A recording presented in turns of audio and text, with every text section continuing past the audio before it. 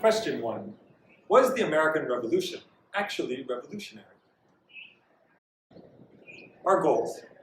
We'll understand the effects of the American Revolution and the War for Independence by considering veterans, loyalists, African Americans, women, Native Americans, farmers, and artisans. We'll consider the long-term impact of the revolution on other nations. Our big idea. The American Revolution led to different outcomes for different groups of people. It was good for landowners and artisans, but not good for loyalists, slaves, and Native Americans.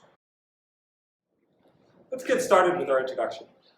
In the previous unit, we explored the American Revolution and accurately celebrated the amazing changes it brought to both the nation and the world. A new nation was born, as was an admirable tradition of rejecting tyranny in favor of representative government. Enlightenment ideas were lifted out of the pages of philosophy and made real on the battlefield. School children have, for centuries, been indoctrinated with a love for the brave founding fathers who put their names to the Declaration of Independence, and across the nation we celebrate that important day with barbecues, pool parties, and fireworks. However, there is not universal acceptance of the glorified view of the Revolution. For many Americans, life after the Revolution remained mostly unchanged, or even got worse. The Revolution may have swept out British authority, but the seats of power were replaced by wealthy white men of property. Basic liberties were not guaranteed, and Native Americans suffered far more at the hands of white Americans than they had under British rule. For the most cynical viewpoint, the founders were wealthy men who stood to lose under the economic structures of mercantilism and British taxation, so they manipulated the public into supporting a war so they could usurp power. Of course, such a view ignores the idealism of the revolution and all those who have drawn inspiration from it. But it is worth looking at the outcomes of the revolution for different groups of Americans and asking yourself just how revolutionary things were for them. Ask yourself, was the American Revolution actually revolutionary? The meaning of the Declaration. When in the course of human events it becomes necessary for one people to dissolve the political bands which have connected them with another, and to assume among the powers of the earth the separate and equal station to which the laws of nature and of nature's God entitle them, a decent respect to the opinions of mankind requires that they should declare the causes which impel them to the separation. So begins the Declaration of Independence. But what was the Declaration? Why do Americans continue to celebrate its public announcement as the birthday of the United States, July 4th, 1776? While that date might just mean a barbecue and fireworks to some today, what did the Declaration mean when it was written in the summer of 1776? On one hand, the Declaration was a formal legal document that announced to the world the reasons that led the 13 colonies to separate from the British Empire. Much of the Declaration sets forth a list of abuses that were blamed on King George III. One charge levied against the king sounds like a biblical plague. He has erected a multitude of new offices and sent hither swarms of officers to harass our people and eat out their substance. The Declaration was not only legalistic, but practical too. Americans hoped to get financial or military support from other countries that were traditional enemies of the British. However, these legal and pragmatic purposes, which make up the bulk of the actual document, are not why the Declaration is remembered today as a foremost expression of the ideals of the Revolution. The Declaration's most famous sentence reads, "We hold these truths to be self-evident, that all men are created equal, that they are endowed by their Creator with certain unalienable rights, that among these are life, liberty, and the pursuit of happiness." Even today, this inspirational language expresses a profound commitment to human equality. This ideal of equality has certainly influenced the course of American history. Early women's rights activists at Seneca Falls in 1848 modeled their Declaration of Sentiments in precisely the same terms as the Declaration of Independence. "We hold these truths to be self-evident," they said, "that all men and women are created equal." Similarly, the African-American anti-slavery activist David Walker challenged white Americans in 1829 to "see your Declaration, Americans, Do you understand your own language? Walker dared America to live up to its self-proclaimed ideals. If all men were created equal, then why was slavery legal? The idea of full human equality has been a major legacy and ongoing challenge of the Declaration of Independence, but the signers of 1776 did not have quite that radical an agenda. The possibility for sweeping social changes was certainly discussed in 1776. For instance, Abigail Adams suggested to her husband, John Adams, that in the new Code of Laws that he helped draft at the Continental Congress, he should remember the ladies and be more generous and favorable to them. It didn't work out that way. Thomas Jefferson provides the classic example of the contradictions of the Revolutionary era. Although he was the chief author of the Declaration, he also owned slaves, as did many of his fellow signers. They did not see full human equality as a positive social goal. Nevertheless, Jefferson was prepared to criticize slavery much more directly than most of his colleagues. His original draft of the Declaration included a long passage that condemned King George for allowing the slave trade to flourish. This implied criticism of slavery, a central institution in early American society, was deleted by just one vote of the Continental Congress before the delegates signed the Declaration. So, what did the signers intend by using such idealistic language? Look at what follows the line, "We hold these truths to be self-evident, that all men are created equal, that they are endowed by their Creator with certain unalienable rights, that among these are life, liberty, and the pursuit of happiness. That to secure these rights, governments are instituted among men, deriving their just powers from the consent of the governed, that whenever any form of government becomes destructive of these ends, it is the right of the people to alter or abolish it, and to institute new government, laying its foundation on such principles and organizing its powers in such form as to them shall seem most likely to affect their safety and happiness." These lines suggest that the whole purpose of government is to secure the people's rights, and that government gets its power from the consent of the governed. If that consent is betrayed, then it is the right of the people to alter or abolish their government. When the Declaration was written, this was a radical statement. The idea that the people could reject a monarchy and replace it with a republican government based on the consent of the people was a revolutionary change. Historians must be careful to balance the meaning of events in their own time and the meaning they have taken on over time. The sentiments expressed in the Declaration of Independence are enormously important now. However, the generation of Americans who secured independence did not share the same ideas about equality we associate with the Declaration. The fact was that for many people in America, very little changed because of the Revolution. The soldiers. Americans remember the famous battles of the American Revolution, such as Bunker Hill, Saratoga, and Yorktown, in part because they were Patriot victories. But this apparent string of successes is misleading. The Patriots lost more battles than they won, and like any war, the Revolution was filled with hard times, loss of life, and suffering. In fact, the Revolution had one of the highest casualty rates of any American war. Only the Civil War was bloodier. In the early days of 1776, most Americans were naive when assessing just how difficult the war would be. Great initial enthusiasm led many men to join local militias, where they often served under officers of their own choosing. Yet these volunteer forces were not strong enough to defeat the British Army, which was the most highly trained and best equipped in the world. Because most men preferred serving in the militia, the Continental Congress had trouble getting volunteers for General George Washington's Continental Army. This was in part because the Continental Army demanded longer terms and harsher discipline. Washington correctly insisted on having a regular army as essential to any chance for victory. After a number of militia losses in battle, the Congress gradually developed a stricter military policy. It required each state to provide a larger quota of men who would serve for longer terms and who would be compensated by a signing bonus and the promise of free land after the war. This policy aimed to fill the ranks of the Continental Army, but was never entirely successful. While the Congress authorized an army of 75,000, at its peak, Washington's main force never had more than 18,000 men.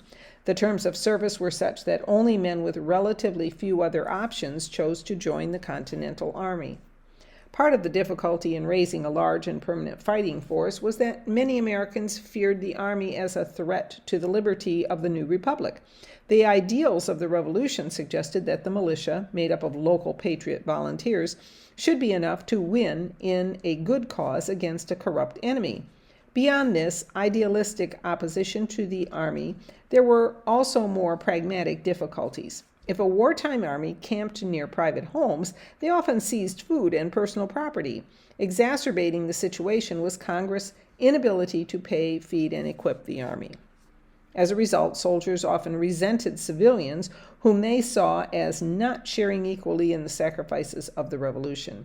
Several mutinies occurred toward the end of the war, with ordinary soldiers protesting their lack of pay and poor conditions. Not only were soldiers angry, but officers also felt that the country did not treat them well. Patriotic civilians and the Congress expected officers, who were mostly elite gentlemen, to be honorably self-sacrificing in their wartime service. When officers were denied a lifetime pension at the end of the war, some of them threatened to conspire against the Congress. General Washington, however, acted swiftly to halt this threat before it was put into action. The Continental Army defeated the British with the crucial help of French financial and military support, but the war ended with very mixed feelings about the usefulness of the army. Not only were civilians and those serving in the military mutually suspicious, but also, even within the army, soldiers and officers could harbor deep grudges against one another. The war against the British ended with the Patriot military victory at Yorktown in 1781. However, the meaning and consequences of the Revolution had not yet been decided. The Loyalists. Any full assessment of the American Revolution must try to understand the place of Loyalists, those Americans who remained faithful to the British Empire during the war. Although Loyalists were steadfast in their commitment to remain within the British Empire, it was a very hard decision to make and to stick to during the Revolution. Even before the war started, a group of Philadelphia Quakers were arrested and imprisoned in Virginia because of their perceived support of the British. The Patriots were not a tolerant group, and Loyalists suffered regular harassment, had their property seized, or were subject to personal attacks. The process of tar and feathering, for example, was brutally violent. Stripped of clothes, covered with hot tar, and splattered with feathers, the victim was then forced to parade about in public. Unless the British Army was close at hand to protect Loyalists, they often suffered at the hands of local patriots and often had to flee their own homes. About 1 in 6 Americans was an active Loyalist during the Revolution, and that number undoubtedly would have been higher if the Patriots hadn't been so successful in threatening and punishing people who made their Loyalist sympathies known. One famous Loyalist is Thomas Hutchinson, a leading Boston merchant from an old American family who served as governor of Massachusetts. Viewed as pro-British by some citizens of Boston, Hutchinson's house was burned in 1765 by an angry crowd protesting the Crown's policies. In 1774, Hutchinson left America for London, where he died in 1780, and always felt exiled from his American homeland. One of his letters suggested his sad end, for he had rather die in a little country farmhouse in New England than in the best nobleman's seat in Old England. Like his ancestor Anne Hutchinson, who suffered religious persecution from Puritan authorities in the early 17th century, the Hutchinson family suffered severe punishment for holding beliefs that other Americans rejected. Perhaps the most interesting group of Loyalists were enslaved African Americans who chose to join the British Army. The British promised to liberate slaves who fled from their patriot masters. This powerful incentive and the opportunities opened by the chaos of war led some 50,000 slaves, about 10% of the total slave population in the 1770s, to flee. When the war ended, the British evacuated 20,000 formerly enslaved African Americans and resettled them as free people. Along with this group of black Loyalists, about 80,000 other Loyalists chose to leave the independent United States after the Patriot victory in order to remain members of the British Empire. Wealthy men like Thomas Hutchinson, who had the resources, went to London, but most ordinary Loyalists went to Canada, where they would come to play a large role in the development of Canadian society and government. In this way, the American Revolution played a central role shaping the future of two North American countries. African Americans. The American Revolution, as an anti-tax movement, centered on Americans' right to control their own property. In the 18th century, property included other human beings. In many ways, the Revolution reinforced American commitment to slavery. On the other hand, the Revolution also hinged on radical new ideas about liberty and equality, which challenged slavery's long tradition of extreme human inequality. The changes to slavery in the Revolutionary era revealed both the potential for radical change and its failure more clearly than any other issue. Slavery was a central institution in American society during the late 18th century and was accepted as normal and applauded as a positive thing by many white Americans. However, this broad acceptance to slavery among the white population began to be challenged in the Revolutionary era. The challenge came from several sources, partly from revolutionary ideals, partly from a new evangelical religious commitment that stressed the equality of all Christians, and partly from a decline in the profitability of tobacco in the most significant slave region of Virginia and adjoining states. The decline of slavery in the period was most noticeable in the states north of Delaware, all of which passed laws outlawing slavery quite soon after the end of the war. However, these gradual emancipation laws were very slow to take effect. Many of them only freed the children of current slaves, and even then, only when the children turned 25 years old. Although laws prohibited slavery in much of the North, slavery persisted well into the 19th century. Even in the South, there was a significant movement toward freeing slaves. In states where tobacco production no longer demanded large numbers of slaves, the free black population grew rapidly. By 1810, 1/3 of the African American population in Maryland was free, and in Delaware, free blacks outnumbered enslaved African Americans by 3-1. Even in the powerful slave state of Virginia, the free black population grew more rapidly than ever before in the 1780s and 1790s. This new free black population created a range of public institutions for themselves that usually use the word African to announce their distinctive pride and insistence on equality. The most famous of these new institutions was Richard Allen's African Methodist Episcopal Church, founded in Philadelphia. Although the rise of the free black population is one of the most notable achievements of the Revolutionary era, it is crucial to note that the overall impact of the Revolution on slavery also had negative consequences. In rice-growing regions of South Carolina and Georgia, the Patriot victory confirmed the power of the master class. Doubts about slavery and legal modifications that occurred in the North and Upper South never took serious hold among whites in the Lower South. Even in Virginia, the move toward freeing slaves was made more difficult by new legal restrictions in 1792. In the North, where slavery was on its way out, racism still persisted, as in a Massachusetts law of 1786 that prohibited whites from legally marrying African Americans, Native Americans, or people of mixed race. The Revolution clearly had a mixed impact on slavery and contradictory meanings for African Americans. Women. The revolutionary rethinking of the rules for society also led to some reconsideration of the relationship between men and women. At this time, women were widely considered inferior to men, a status that was especially clear in the lack of legal rights for married women. Laws did not recognize wives' independence in economic, political, or civic matters in Anglo-American society of the 18th century. Even future first ladies had relatively little influence. After the death of her first husband, Dolly Todd Madison had to fight her deceased spouse's heirs for control of his estate.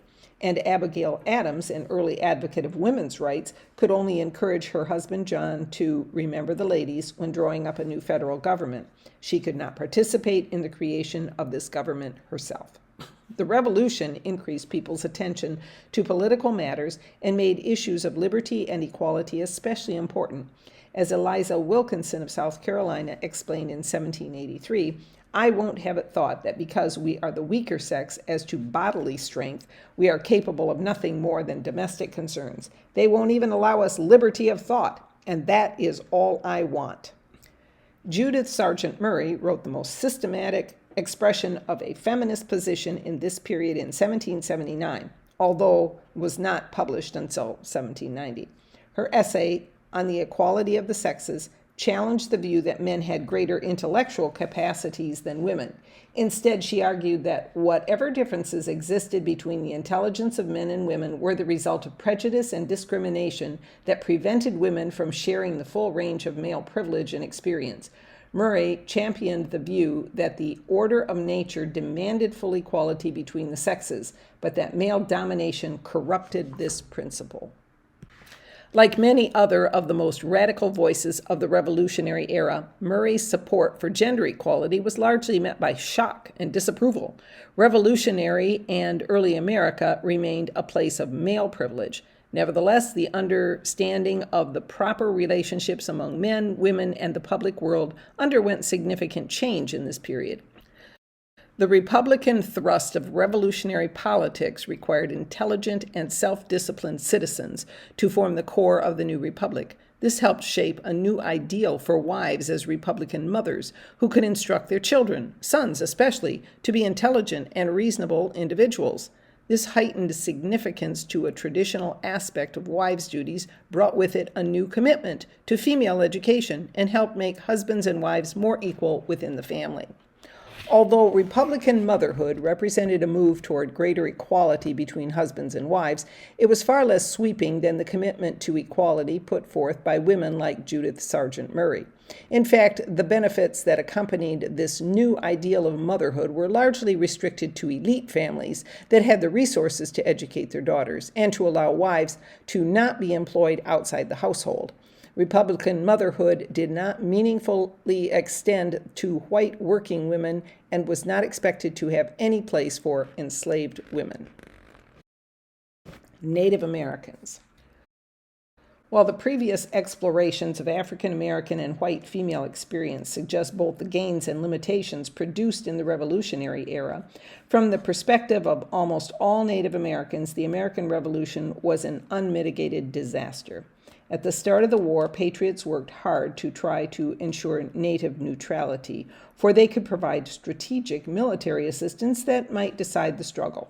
Gradually, however, it became clear to most Native groups that an independent America posed a far greater threat to their interests and way of life than a continued British presence that restrained American westward expansion. Cherokees and Creeks, among other tribes in the southern interior, and most Iroquois nations in the northern interior, provided crucial support to the British war effort. With remarkably few exceptions, Native American support for the British was close to universal. The experience of the Iroquois Confederacy in current-day northern New York provides a clear example of the consequences of the Revolution for Native Americans. The Iroquois represented an alliance of 6 different Native groups who had responded to the dramatic changes of the colonial era more successfully than most other natives in the eastern third of North America. Their political alliance, which had begun to take shape in the 1400s, even before the arrival of European colonists, was the most durable factor in their persistence in spite of the disastrous changes brought on by European contact. During the American Revolution, the Confederacy fell apart for the first time since its creation as different Iroquois groups fought against one another. The Mohawk chief, Thayendanegea, known to English-speaking Americans as Joseph Brant, was the most important Iroquois leader in the Revolutionary era. He convinced 4 of the 6 Iroquois nations to join him in an alliance with the British and was instrumental in leading combined Native, British, and Loyalist forces on punishing raids in western New York and Pennsylvania in 1778 and 1779. These were countered by a devastating patriot campaign into Iroquois country that was explicitly directed by General Washington to both engage warriors in battle and to destroy all Indian towns and crops, so as to limit the military threat posed by the Native-British alliance. In spite of significant Native American aid to the British, the European treaty negotiations that concluded the war in 1783 had no Native representatives. The Iroquois and other tribes had not surrendered nor suffered a final military defeat. However, the United States claimed that its victory over the British meant a victory over natives as well. Not surprisingly, due to their lack of representation during treaty negotiations, Native Americans received very poor treatment in the diplomatic arrangements. The British retained their North American holdings north and west of the Great Lakes, but granted the new American Republic all land between the Appalachian Mountains and the Mississippi River. In fact, this region was largely unsettled by whites and mostly inhabited by Native Americans. As a member of the Wea tribe complained about the failed military alliance with the British, "In endeavoring to assist you, it seems we have wrought our own ruin." Even groups like the Oneida, one of the Iroquois nations that allied with the Americans, were forced to give up traditional lands. Despite the sweeping setback to Native Americans represented by the American Revolution, Native groups in the Trans-Appalachian West would remain a vital force and a significant military threat to the new United States. Relying on support from Spanish colonists in New Orleans, as well as assistance from the British at Fort Detroit, various Native groups continued to resist Anglo-American incursions well into the 1800s.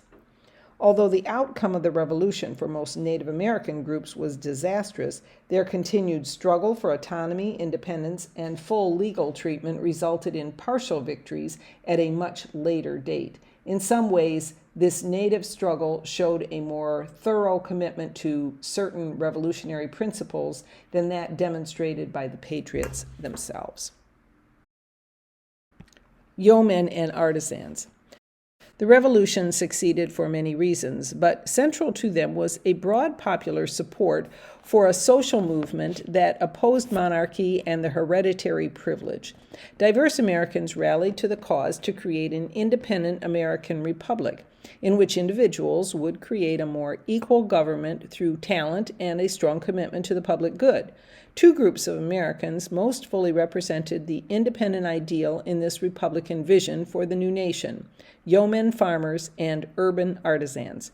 These two groups made up the overwhelming majority of the white male population, and they were the biggest beneficiaries of the American Revolution.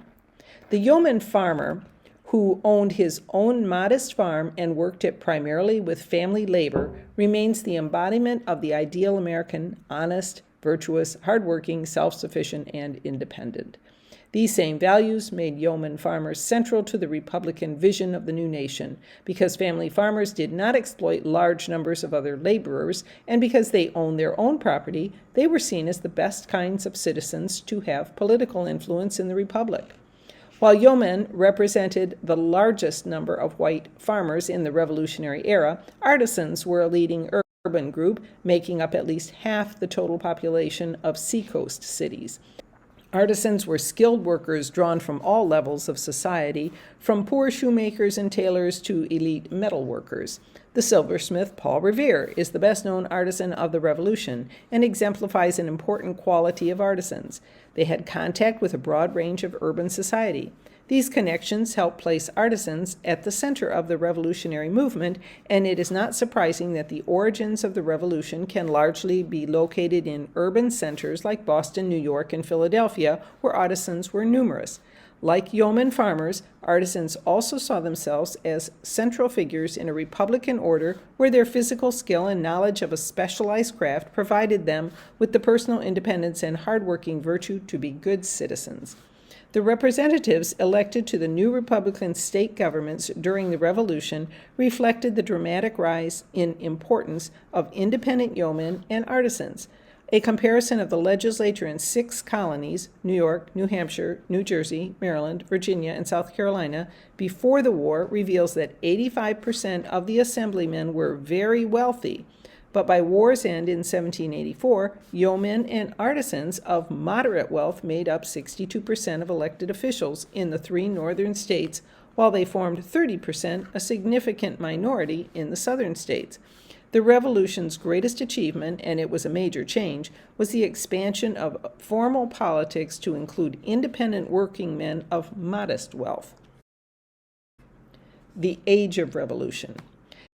The American Revolution needs to be understood in a broader framework than simply that of domestic events and national politics.